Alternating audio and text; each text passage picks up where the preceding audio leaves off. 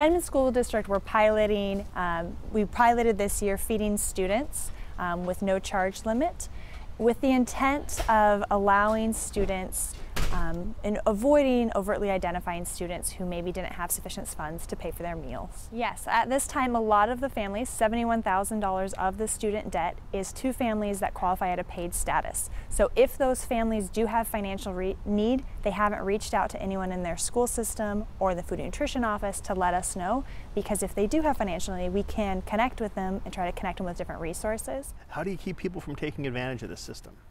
That is the tricky area. At this time, we are piloting some different ideas of switching our lines around, of doing some different outreach, trying to connect with families in different ways, really evaluating how we communicate with kiddos and communicate with families, trying to find kind of that perfect balance.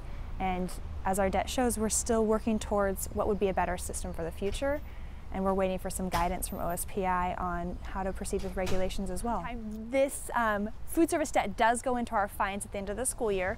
So graduating seniors this year needed to pay off their student debt before they could walk at graduation, and they do need to pay off their student debt before obtaining their diplomas.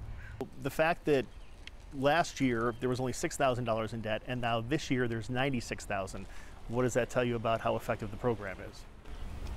It tells us that we are still exploring better ways to serve our students so we can feed them nutritious meals, because we know this is the priority, is feeding kiddos, but we need to find a way that we can meet their needs without having such a significant debt. So that's what we're going to be working towards through this summer and in the fall.